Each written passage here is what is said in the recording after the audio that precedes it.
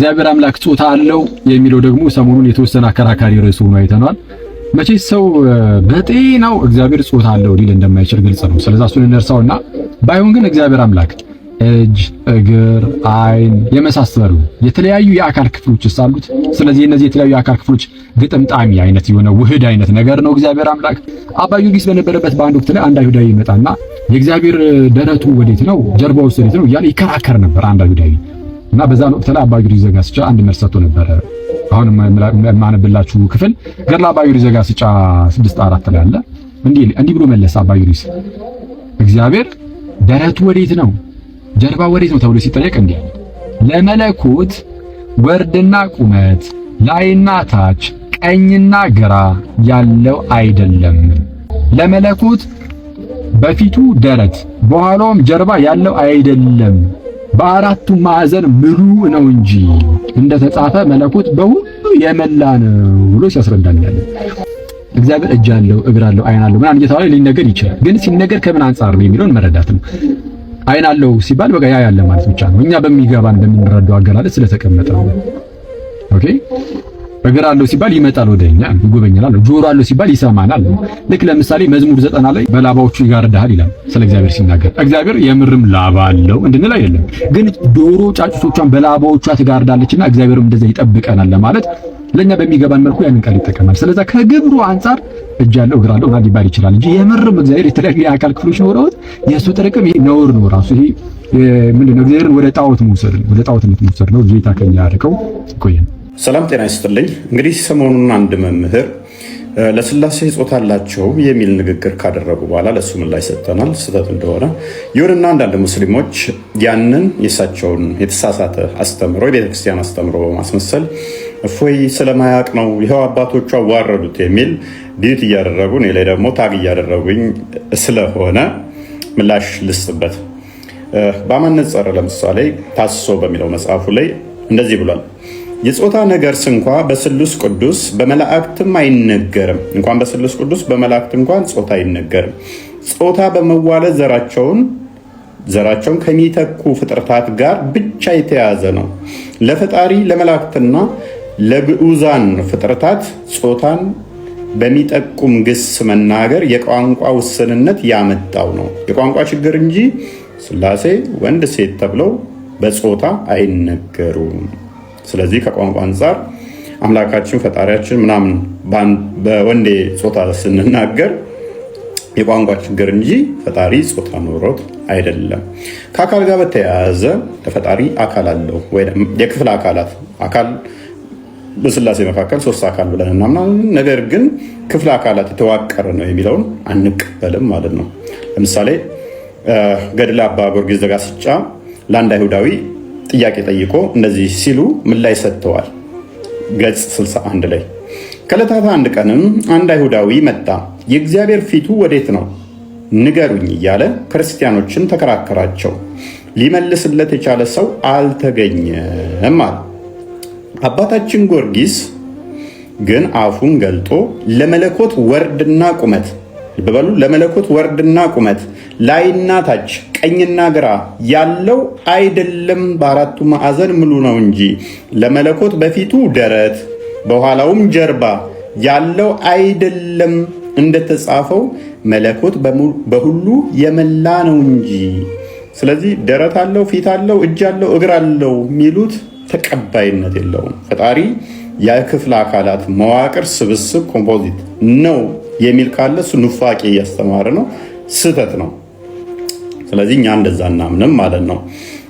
አሁንም አንድ ልጨምርላችሁ። መምህር ዮሐንስ ኦርቶዶክሳዊ ነገረ ስላሴ በሚል መጽሐፋቸው ላይ ገጽ 89 ላይ አይነ ስውሩ ዲዲሞስ እንዲህ እንዳለ አስቀምጠዋል። እግዚአብሔር ነጠላና ውህድ ወይም ኮምፖዚት ያልሆነ ረቂቅ ባህሪ ነው። ጆሮ ሆነ የመናገሪያ ቅርጽ ያለው አይደለም፣ ወይንም ያለው አካል የለውም። እርሱ የተለያዩ የአካል ክፍልፋዮች ውህድ አይደለም ይላል። በዚህ ልቅ አገላለጽ በቀጥታ እኛ ጋር ያሉት ጆሮ፣ የመናገሪያ አካልና መሰል አካላት ለእግዚአብሔር የሉትም።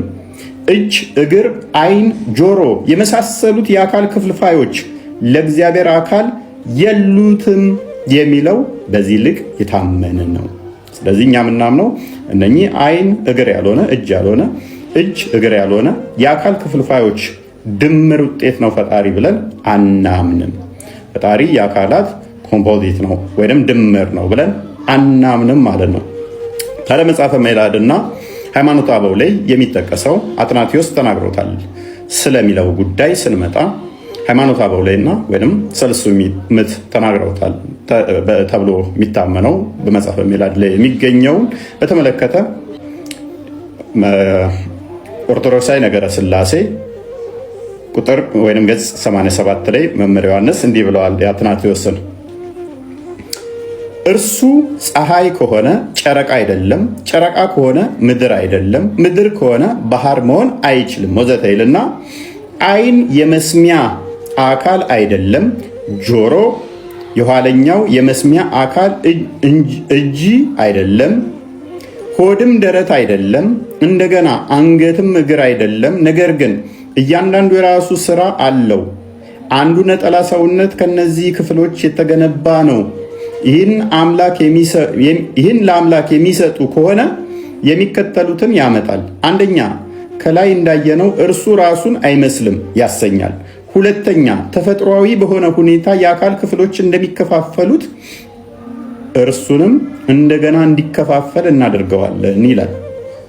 በመሆኑም እግዚአብሔር የአካል ክፍሎች አሉት ማለት ተገቢ አለመሆኑን ይህ ሊቅ ያትታል። እኛ ጋር ያሉ የአካል ክፍሎችን ለእግዚአብሔር ሰጥቶ መናገር ወይንም ለእግዚአብሔር አካሉን ከፋፍሎ ዓይኑ የሆነ የአካል ክፍሉ ነው፣ ጆሮውም የሆነ የአካል ክፍሉ ነው፣ እጁም የሆነ የአካል ክፍሉ ነው እያልን ልንከፋፍል አይገባም ነው የሚለው ሊቁ ብሎ አስቀምጠውልናል። አትናቴዎስ ፈጣሪ እንኳን በክፍል አካላት የተዋቀረ ነው ሊል ይቅርና የሚሉትን ይቃወማል። ምክንያቱም ዓይኑ ከእጁ ጋር አይመሳሰልምና ፈጣሪ ከራሱ ጋር የማይመሳሰል ያደርገዋል። የተገነባው እሱ ደግሞ በክፍልፋይ አካላቶች ከሆነ ይለያያል። በዚህም መሰረት ደግሞ ፍጡር ይሆናል ብሏል። ፈጣሪ በክፍለ አካላት የተዋቀረ ነው የሚለው አስተምሮ በእኛ ዘንድ ተቀባይነት የሌለው የዋብዮች አስተምሮ ነው ማለት ነው። አሁን ላይ ብለናን ብቅ በሉ። ሥላሴ አካል አላቸው የላቸው? ሲውላቸውም ተናገሩ። ጾታ አላቸው የላቸው? ተናገሩ። አይዟችሁ። ወይም የላቸውም ወይም አላቸው በሉ። የላቸውም። ያገር ያለ መብረቅ ማለ መምጣቱ በጣም ይገርማል። እናንተ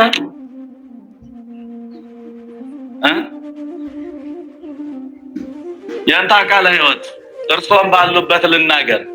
አንድ ሰው ሲሰብክ ስለሰማው ሊቀ ስልጣናት እንኳን ኖሩ ዛሬ አንድ ምሁር ሲያስተምር ሰምቻለሁ። ይህን ነገር ሀይ መባል መቻል አለበት። ጾታ የላቸውም የተባሉ መላእክት ናቸው እንዴ? ከሦስቱ አካላት አንዱ አካል የሌለው ነው እንዴ ከመቤታችን ሰው የሆነው እንዴ? ምንድነው? እዛ አትናቴዎስስ በምዕራፍ 8 ላይ በአንቀጽ 8 በነገራችን ላይ እነዚህ እነ መጽሐፈ መነኮሳት እና ሃይማኖተ አበው አንቀጽ እንጂ ምዕራፍ አይባሉ።